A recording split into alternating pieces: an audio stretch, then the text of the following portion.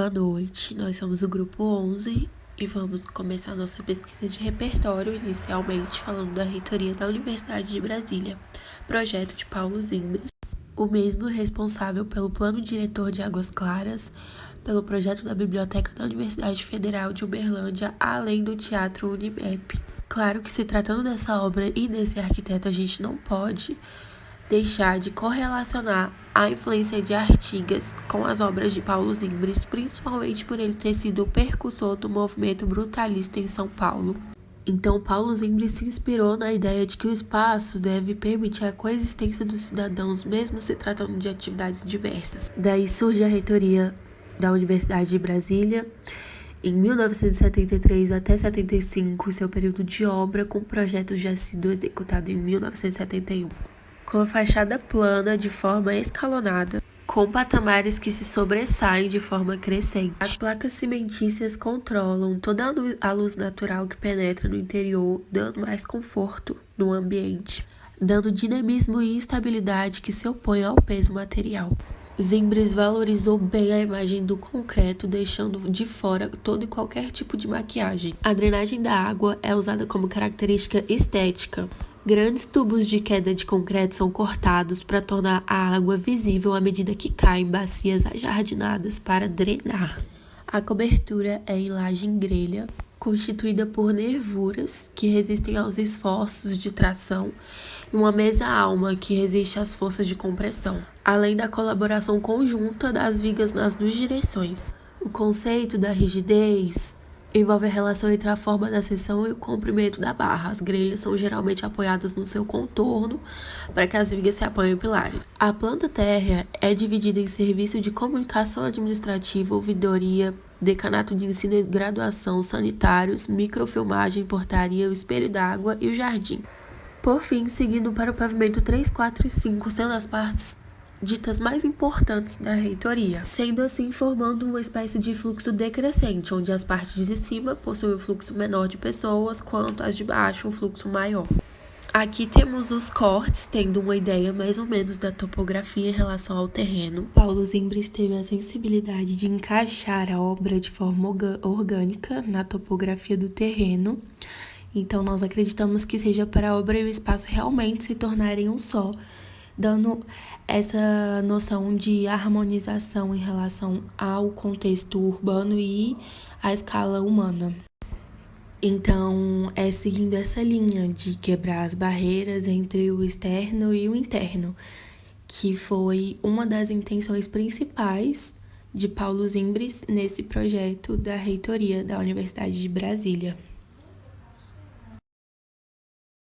A reitoria é um projeto de altura harmoniosa com a escala humana.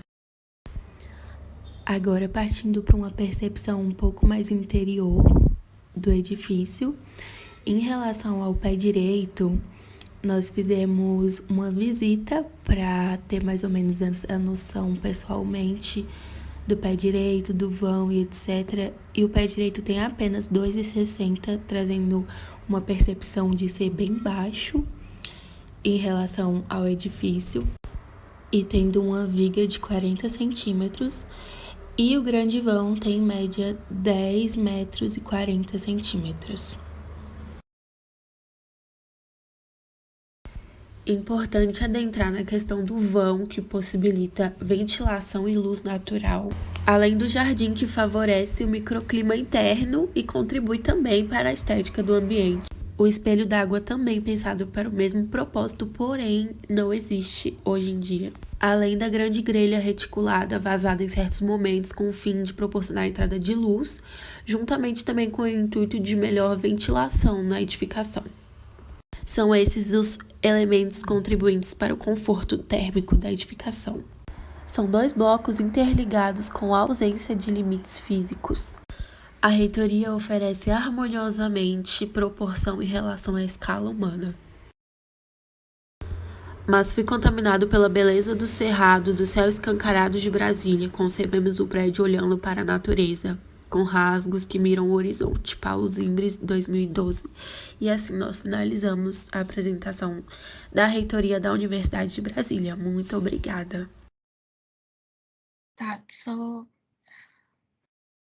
Nós vamos falar da Capela Notre-Dame du Roule, que significa Nossa Senhora das Alturas. Ela foi projetada por Le Corbusier, que foi um arquiteto, urbanista, escultor, pintor e teórico suíço que revolucionou a arquitetura do século XX. Ele foi responsável por vários trabalhos de vanguarda, como a Casa Dominó e o livro Por uma Arquitetura, Bases da Arquitetura Modernista. Ele faleceu em 1965, vítima de afogamento, e hoje 17 de suas obras são patrimônios mundiais da Unesco. A Capela Notre-Dame du Roule, ela foi inaugurada em junho de 1955, perto da cidade de Ronchamp, na França. O seu volume é de 40 metros por 32 metros. A capela ela foi construída em cima da antiga capela, que a gente consegue ver, que foi destruída nos bombardeios da Segunda Guerra Mundial em 1944.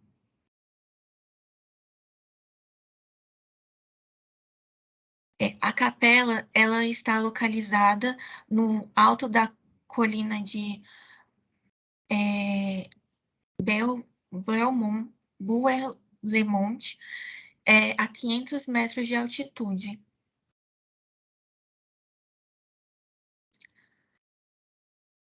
Em seu entorno ficam outras pequenas edificações responsáveis pela administração do local, e também um pequeno monastério construído em 2011 com autoria de Renzo Piano. Assim que Le Corbusier foi ao local a primeira vez, ele deu o seguinte depoimento: passei 3 horas a conhecer o terreno e os horizontes, de modo a ficar permeado com eles. A capela, explodida em pedaços, ainda está presente. Eu faço perguntas: não existe uma estrada viável para o transporte até o topo da colina.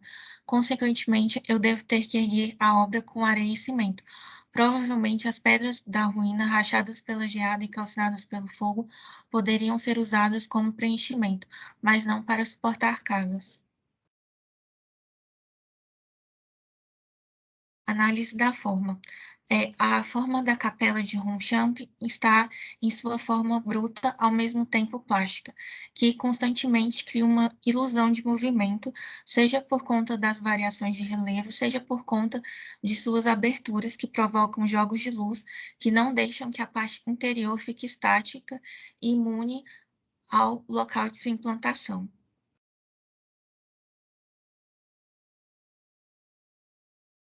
Apesar de ser uma capela católica com vários seus elementos, Ronchamp funciona mais como uma marcação, um abrigo de culto e memória de tudo o que aquele local já vivenciou. O seu programa deveria conter nave principal para 200 pessoas, altar, coro, 3 pequenas capelas, uma sacristia, um pequeno escritório no segundo andar e um altar externo para cerimônias ao ar livre.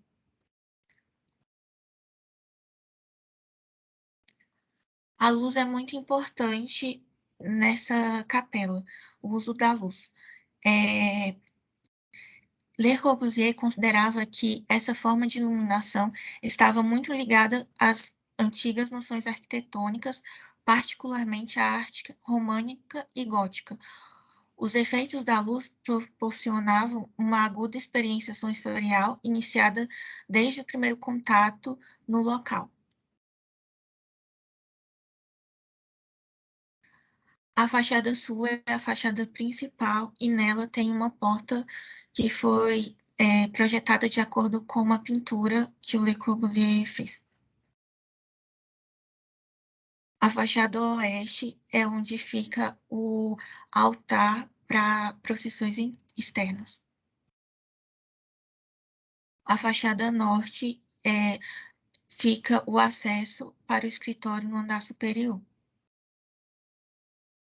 E a fachada leste é onde se localiza o mecanismo para recolhimento das águas da chuva. Análise estrutural. É, a capela ela é constituída por um sistema de vigas de seção ativa, uma vez que as cargas da cobertura são transmitidas diretamente para pilares embutidos nas paredes.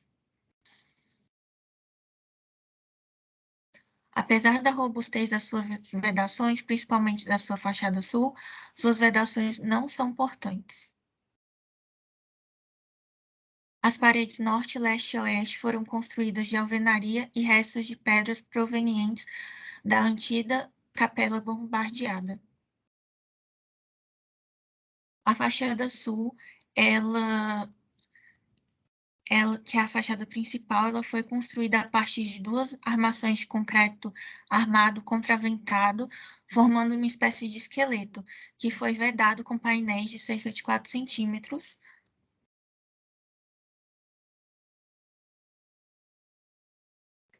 É,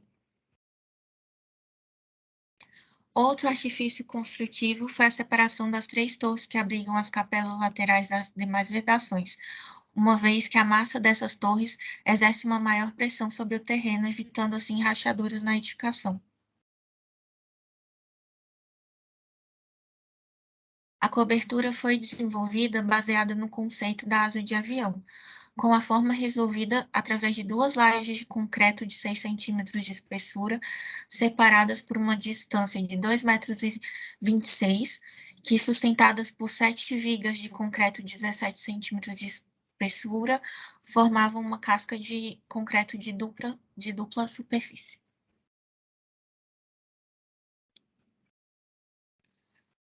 Nesse último slide, nós podemos ver o sistema de recolhimento de águas da chuva.